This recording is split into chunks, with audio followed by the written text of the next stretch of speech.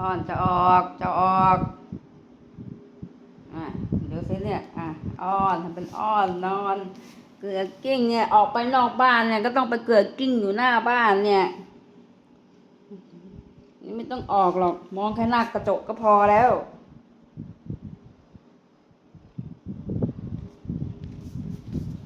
นะมองแค่หน้ากระจกก็พอแล้วนะ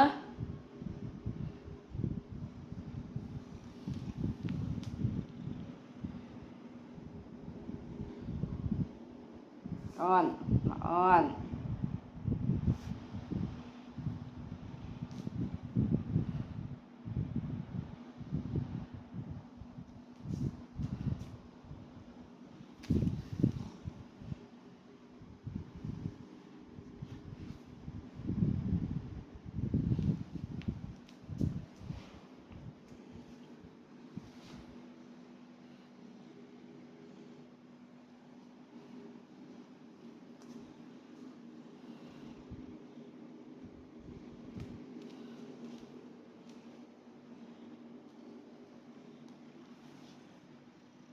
อยากออกเหรอ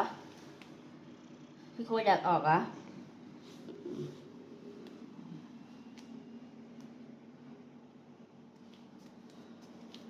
พี่คุยอยากออกนอกบ้าน